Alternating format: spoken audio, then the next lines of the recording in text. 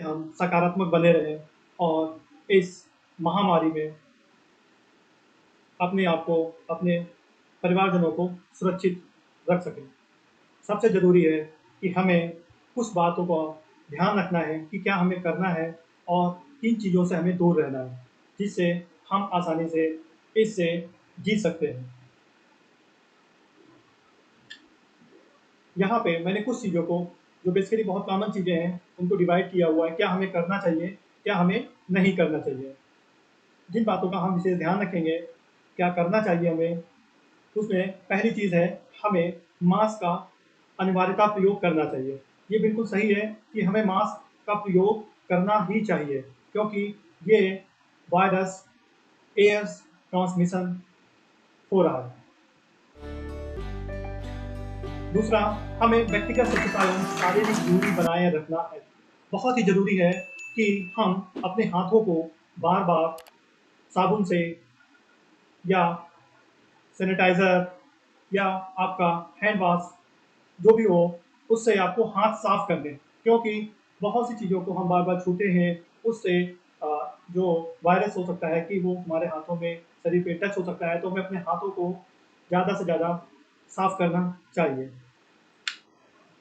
छींकते और खांसते समय हमें अपनी नाक और मुंह का रुमाल या टिश्यू से ढकना चाहिए, क्योंकि जो कफलेट्स हमारे अ, बोलने से, हमारे छींकने से, हमारे खाँसने से निकलती हैं, वो या तो हमारे शरीर पे गिरती हैं या पास में बैठे हुए या पास में खड़े हुए व्यक्ति के पास जाके गिरती है। इसीलिए ज़रूरी कहा गया है कि एक उचित दूरी पे ही हमें रहना चाहिए, क्योंकि एक निश्चित दूरी के बाद में जो भी आपके कपड़ेट्स होते हैं, ठीक है, वो ज़मीन पे गिर जाते हैं और शरीर को टच नहीं करते हैं। इसीलिए हमें व्यक्तिगत दूरी बना के रखनी चाहिए और छींकते और खाँसते समय अपने नाक और मुंह को रुमाल से ढकना बहुत ज़रूरी है। अब बात करते हैं हमें क्या नहीं करना चाहिए। नंबर 1, हमें अनावश्यक बाहर नहीं जाना चाहिए।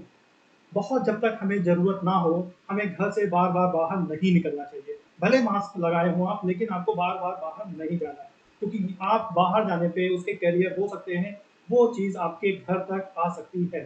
तो आप बचें, मास्क को बार-बार ऊपर-नीचे ना करें। अक्सर देखा गया है कि मास्क लगा लेंगे लेकिन उसको नाक के नीचे खिसका लिया जाता है, जो कि बहुत ही गलत है। आप उसको ऊपर-नीचे नहीं खिसकाएँगे, ऊपर-नीचे खिसकाने में आपके हाथ जो होते हैं वो मास्क से टच होते हैं, मुँह से टच होते हैं और वायरस के आपके शरीर के अंदर पहुँचने के चांसेस बढ़ जाते हैं। बचें इससे। अकेले एकांत में मास्क का प्रयोग ज़्यादा ना करें, ये बहुत ज़रूरी है। एक तरफ मैं कह रहा हूँ कि मास्क लगाना चाहिए, लेकिन इस चीज़ का भी ध्यान रखना चाहिए, अगर अत्यधिक मास्क का आप प्रयोग करेंगे, तो आपको पर्याप्त मात्रा में ऑक्सीजन नहीं मिल पाएगी। तो जब कभी भी आप एकांत में, अकेले में हों, जहाँ पे खुली हवा हो, वहाँ पे अपना मास्क निकाल लें, जिसके सहायता से आप अपने शरीर को भी फिर से ऑक्सीजन दे पाएँगे, फुर्तीलापन महसूस कर पाएँगे। तो शरीर को भी एक एनर्जी देनी बहुत ज़रूरी है, जिसके लिए आपको समय-समय पे अपने मास्क को एकांत में जाके या एकांत में जब हो तो मास्क का प्रयोग कम करें। आगे क्या करना चाहिए हमें? कुछ नई चीज़ है, जैसे हमें अपने इम्यून सिस्टम को मजबूत बनाए रखना चाहिए। सबसे ज़रूरी चीज़ है, जो शरीर में इम्यून सिस्टम होता है, ये वायरस उसी को ही डाउन करता है। अगर हमारा शरीर मजबूत है, हमारा शरीर इस वायरस से लड़ सकता है, तो वायरस अगर हमें अटैक भी कर रहा होगा, तो उसको हम हरा देंगे। बिल्कुल वैसे ही जैसे कोई कमज़ोर चीज़ को हम लोग दबा देते हैं, हरा देते हैं, तो ऐसे ही हमें अपने शरीर को इतना मजबूत करना है, इसके इम्यून सिस्टम को इतना मजबूत करना है, एंटीबॉडी को इतना डेवलप करना है कि हमारे शरीर में अगर वायरस आ भी जाता है गलतीवश, तो वो डेड हो जाए, वो हमारे शरीर को नुकसान ना पहुँचा पाए। उसके लिए हमें करना क्या चाहिए, बहुत ज़रूरी है, यहाँ पे मैं आपको बताऊँगा कि एंटीबॉडी को डेवलप करने के लिए सबसे अच्छा है कि आप अधिक से अधिक अपने परिवार, अपने बच्चों के साथ में, अपने मित्रों के साथ में बातचीत करें और खुशी के माहौल में रहें। हँस के बात करें, अधिकतर सकारात्मक चीज़ों के लेके चर्चा करें, बातें करें, जोक्स सुनें, जोक्स देखें, मनोरंजक हँसने वाली मूवी का प्रयोग करें या जिस कार्य में आपको ज़्यादा खुशी मिलती है उस कार्य को करें, जिससे आपके बॉडी का जो एंटीबॉडी डेवलपमेंट होता है वो बढ़ जाता है। कभी भी आप समझेंगे, जब कोई दुखी हो और उसको थोड़ा-सा आप सहारा दे देंगे, तो 100% उसका बॉडी का जो एंटीबॉडी होता है वो बढ़ जाता है, जिससे एक शरीर में ताकत मिलती है और आपको जो खुशी मिलती है उस समय है, उससे आपके शरीर में भी एंटीबॉडी डेवलप होती है। तो एक ही चीज़ से दो लाभ हो रहे हैं, सामने वाले को भी लाभ हो रहा है जब उसको हम कोई दिलासा देते हैं, और आपको भी एक लाभ हो रहा है कि उससे आपको खुशी मिलती है और आपके शरीर में एंटीबॉडी डेवलप होता है। तो एंटीबॉडी अपने शरीर में बनाए रखिए, पौष्टिक आहार लीजिए, पौष्टिक आहार लीजिए, नियमित योग करिए, अनुलोम विलोम, जिसमें योग में अनुलोम विलोम और कपालभाति करें, क्योंकि ये जो वायरस है, सबको पता है ये वायरस हमारे फेफड़ों पे सबसे ज़्यादा, और उसके बाद में हमारे किडनी और अन्य महत्वपूर्ण अंगों पे, हृदय पे प्रभाव करता है। तो सबसे पहले जरूरी है अनुलोम विलोम करें और कपालभाति करें, जिससे शरीर में अगर कोई वायरस पहुंच जाता है, कोई चीज़ जमा हो रही है, तो वो हमारी बाहर निकल सके। तो नियमित योग करें, सुबह 15 से 30 मिनट तक नियमित आप योग करें, जिसमें अनुलोम विलोम और कपालभाति अवश्य करें। शरीर को नई ऊर्जा मिलेगी। अगर आप आपको महसूस होता है कि आप में कोविड के लक्षण है, और ये लक्षण अपने हिसाब से अपने उसको 3 चरणों में बाँट सकते हैं, 3 जगह डिवाइड कर सकते हैं कि नॉर्मल अगर लक्षण लग रहा है, जिसे आप नॉर्मली स्टीम लेके, गरारा करके, गर्म पानी पी के ठीक कर सकते हैं कि हल्की सी खाँसी आ रही है, हल्का-सा आपको गले में खराश लग रहा है, तो ये नॉर्मल सा रहता है। 1-2 दिन अगर आपको रहता है और ठीक हो जाता है, तो कोई बहुत परेशान होने की ज़रूरत नहीं है। यदि अगर आपको बुखार 100 से ऊपर आता है और वो बुखार कम से कम 2 दिन लगातार रहता है, दवाई खाने पे उतरता है और फिर आ जाता है, तो निश्चित बात है कि आपको डॉक्टर से चिकित्सीय सलाह ले लेनी चाहिए, क्योंकि अब आपका जो माइल्ड कोविड से आपका कोविड जो है माइल्ड में आ रहा है, कोविड के लक्षण आप में बढ़ रहे हैं, शरीर में वो डेवलप हो रहा है। उस समय चिकित्सीय सलाह और कुछ दवाइयों की आवश्यकता होगी, जिसमें चिकित्सीय सलाह लेना आवश्यक होता है। और अगर आपका शरीर का ऑक्सीजन लेवल 93 से नीचे जा रहा हो, 93 से अगर नीचे जा रहा हो, नीचे जाने का मतलब सिर्फ 93 से एक बार 90 तक आता है, फिर 98 आ जाता है, तो यहाँ पे सिर्फ आप कॉशन लीजिए, थोड़ी सी आप योगा करिए, अच्छा डाइट यूज करिए, प्रोटीन खाइए, आपका सही हो जाएगा। लेकिन अगर वो 90 से नीचे डिप कर रहा है, 85 86, और आते आते 92 93 तक आ पा रहा है, और वो 95 96 क्रॉस नहीं हो रहा है, तो निश्चित बात ऑक्सीजन लेवल आपका कम हो रहा है। आप चिकित्सीय सलाह लेके और अपना डॉक्टर के अनुरूप आगे का हॉस्पिटलाइज या जैसा भी आपको चिकित्सक सलाह देते हैं, आप वैसा कर सकते हैं। इस बीच में हमें क्या नहीं करना चाहिए, इस पे हम लोग चर्चा करते हैं।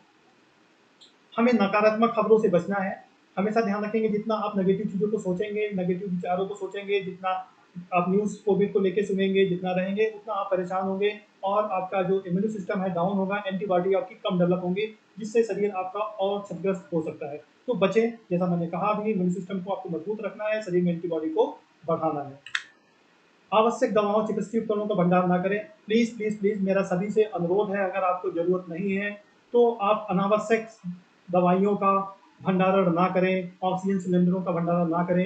ये किसी की जान बचा सकती है, जो कुछ दिनों के बाद आपके घर में खराब हो जाएंगी, एक्सपायर हो जाएंगी, आपकी वो किसी काम की नहीं होगी।